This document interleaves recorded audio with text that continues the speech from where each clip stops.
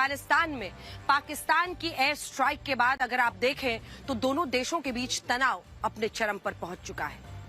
अफगानिस्तान का स्थानीय मीडिया दावा कर रहा है कि इस हमले के बाद तालिबान के नेताओं ने पाकिस्तान से बदला लेने की कसम खाई है और अगर इसी तरह से ये तनाव बढ़ता है तो दोनों देशों के बीच युद्ध भी छिड़ सकता है। सबसे बड़ी बात यह है कि पाकिस्तान इस वक्त बुरी तरह से बौखलाया हुआ है।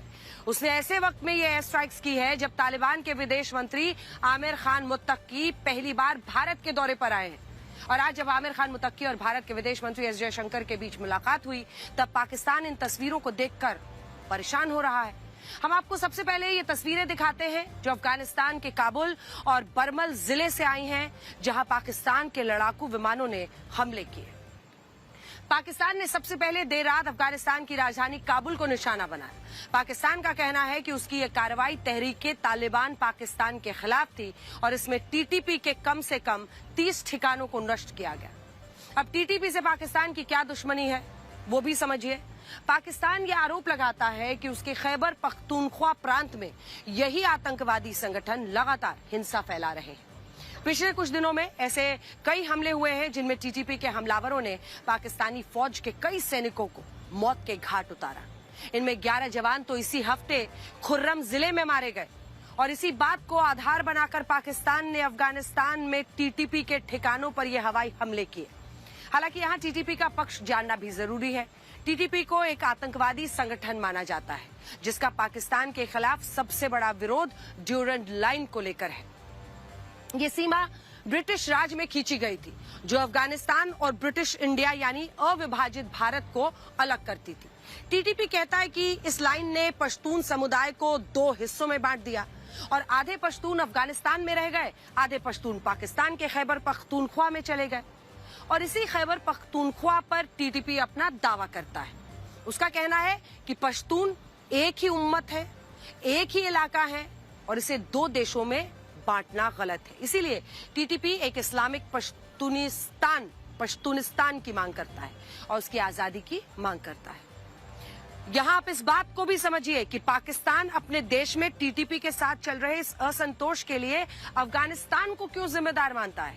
तो पाकिस्तान का आरोप है कि टीटीपी पाकिस्तान में हमले के लिए अफगानिस्तान की जमीन का इस्तेमाल करता है और अफगानिस्तान में ऐसे कई ठिकाने हैं जहां टीटीपी को सुरक्षित पनाह मिलती है और इसीलिए वहीं से वो खैबर पख्तूनख्वा में हमला करता है। ये पाकिस्तान का दावा है। अफगानिस्तान में एयर स्ट्राइक्स का दावा किया है पाक ने और तालिबान की सरकार ने भी माना है कि काबुल में बम धमाकों की आवाजें सुनी गई। पाकिस्तान ये भी दावा कर रहा है कि उसने ये हमले टीटीपी के चीफ नूर अली मसूद को खत्म करने के लिए किए और इस एयर स्ट्राइक में नूर वली मारा गया। लेकिन नूर वली ने एक ऑडियो क्लिप भी जारी कर दिया, पाकिस्तान के दावों का खंडन किया और ये बताया कि वो जिंदा है।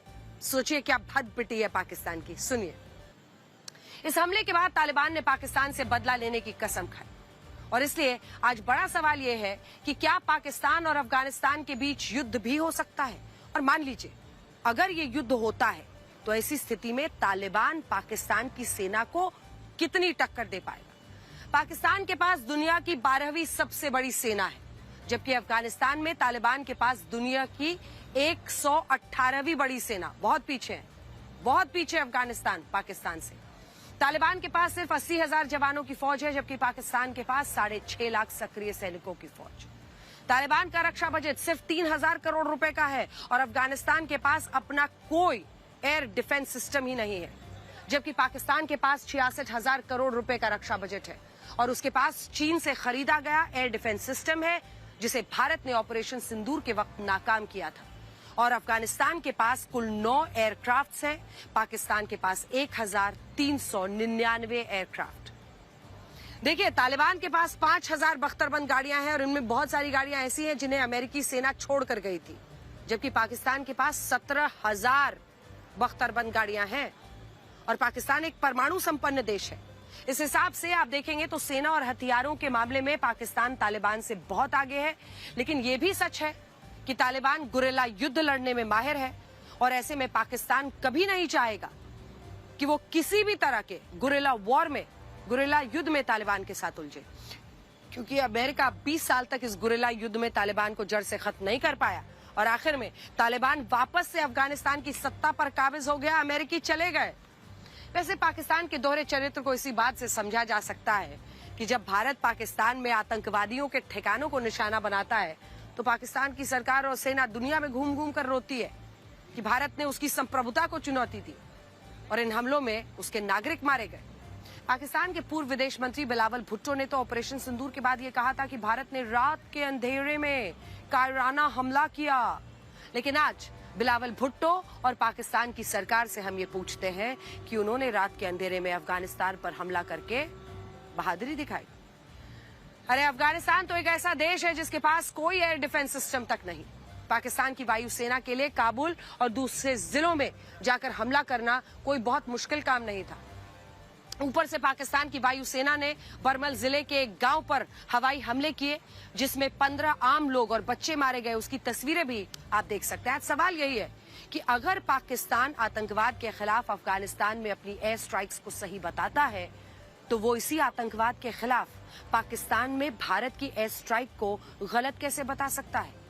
हकीकत तो ये है कि पाकिस्तान की सरकार, पाकिस्तान की सेना, पाकिस्तान का पूरा मीडिया इस बात से बौखलाया हुआ है कि अफगानिस्तान के जो विदेश मंत्री हैं आमिर खान मुत्तकी, वो इस वक्त भारत दौरे पर आए हुए हैं और आपको यकीन न हो तो जरा ये वीडियो देखिए। पाकिस्तान की इस बौखलाहट का कारण ये मुलाकात भी है।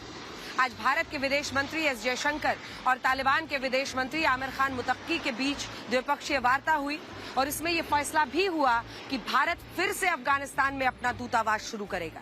ये घटनाक्रम इसलिए भी महत्वपूर्ण है क्योंकि 2021 में तालिबान के सत्ता में आने के बाद भारत ने काबुल में अपने दूतावास को बंद कर दिया था और अब ये नया घटनाक्रम पाकिस्तान को हजम ही नहीं हो रहा। सबसे बड़ी बात तो यह है कि जब पाकिस्तान ने तालिबान को भारत के खिलाफ इस्तेमाल किया था तब उसने उसे हथियार दिए थे, लेकिन भारत ने आज तालिबान को माननीय, एक तरह से आप समझिए तो मानवीय मदद के तौर पर एम्बुलेंस दी है और इन तस्वीरों की आज पूरी दुनिया में चर्चा हो रही है।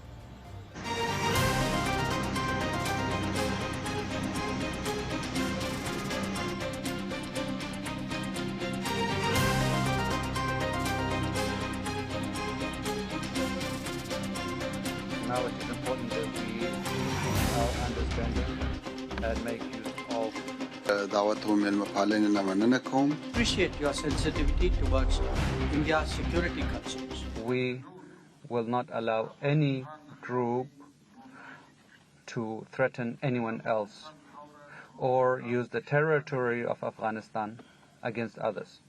Excellency, we have a common commitment towards growth and prosperity.